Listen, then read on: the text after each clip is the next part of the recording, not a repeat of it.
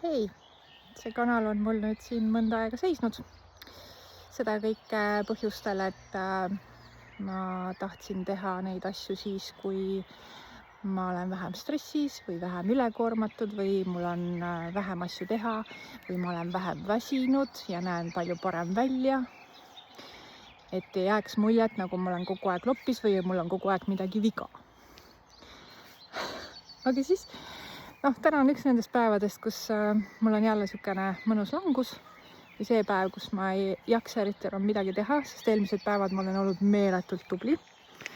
Ja mis ongi siis, vist olengi mingi, on 3 päeva mõnuga hüperfookuses olnud, aga sellel on alati oma hind ja see läheb maksma midagi.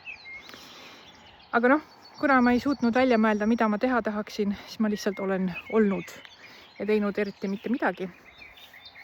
Aga mu aju ei ole nagu tahtnud kuidagi pidama saada ja muudkui mõelnud ja siis ma jõudsingi järeldusele, et aga kui ma seda kanalit või kui ma neid asju ei tee ja ootan mingit paremat aega, siis seda kanalit ei tulegi ja seda sisu ka ei tule.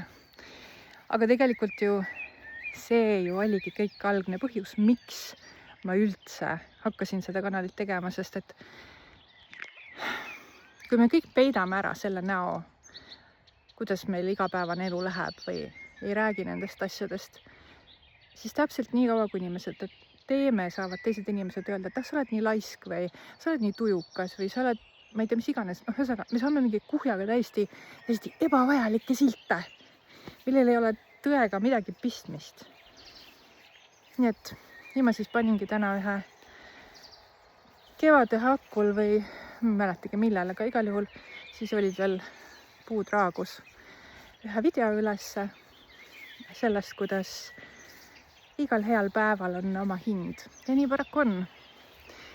Ja ma ei tea, mis sellest kanalist saab. Ma ei ole kõike nagu ideaalselt läbi mõelnud ja ma vaatan, kuhu me jõuame, aga fakt on see, et ma tahan rääkida asjadest nii, nagu need on. Ja olen nagu olen. On väsinud nägu, siis on väsinud nägu. ChatGPT-l oli küll sellele lahendus, et sa võid ju panna näidata midagi muud ja sellepärast ma tulingi jõe äärde. Ma ei tea, jõge väga ei paista. Tahtsin näidata seda voolu siis enda näo asemel, aga siis ma ei tea, südametunnistus tuli külla ja ütles, et niimoodi ei saa, et see ei olnud kanali mõte. Et jah, mul on väga raske olla oma näoga avalik, aga suurem vajadus sellest, kui ma ei tea, olla anonüümne või ennast peita, on mul aidata teisi inimesi. Ma nii väga tahan luua silda neurotüüpsete ja neuroerinevate vahel. Sellepärast, et ei ole ju niimoodi, et kui sa ei ole lihtsalt mingi hull onu Eino, aga naise mehe aju on ka erinev. Kumb siis on halvem? Kumbki jälle, nad on lihtsalt erinevad. Täpselt samamoodi on neurotüüpse ja neuroerineva ajuga. Me oleme lihtsalt erinevad, me toimime erinevalt. Üks ei ole teisest halvem.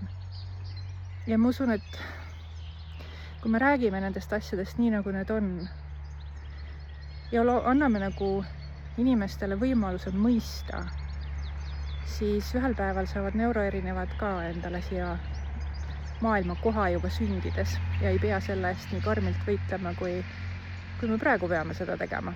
Jumal tänatud, ajad on natukene hakanud muutuma, on neid tööandjaid ka, kes on nõus võtma neuroerinevaid tööle ja on neid, kes reaalselt otsivadki näiteks autiste ja on väga rõõmsad nende annete üle, sest meie hulgas on väga palju andekaid, et see on lihtsalt jooksjaid on ka, osad on sprinterid, osad on maratonijooksjad. Neuroerinevad, vähemalt ATH-kad on sprinterid, meist ei saa maratonijooksjaid, aga maratonijooksjaid on vaja selleks, et ühiskond püsti püsiks ja sprintereid on vaja selleks, et uued projektid, uued loomingulised asjad tekiksid. Me oleme need asjade algatajad või ma ei teagi, kuidas seda nimetada. Revolutsiooniks ei taha nimetada, kõik asjad ei ole revolutsioonilised või see kõlab kuidagi väga halvasti. Nüüd mu mõte jooksis jälle kinni. mida juhtub sageli, kui ma neid videoid teen ja siis ma teen seda 110 korda ringi, aga ma lubasin endale, et aitab ülemõtlemisest, sest ülemõtlemine ei ole mõtlemine. Ma olen seda kogu aeg oma õpilastele rääkinud, kui ma koolitusi teen. Nii et ma siis nende videotega püüan ka iseendas kasvatada ja harjutada seda, et ma ei mõtleks nii palju üle, vaid tähtsam on see eesmärk, et siin oleks sisu ja see sisu aitaks kedagi loodetavasti. Tšau!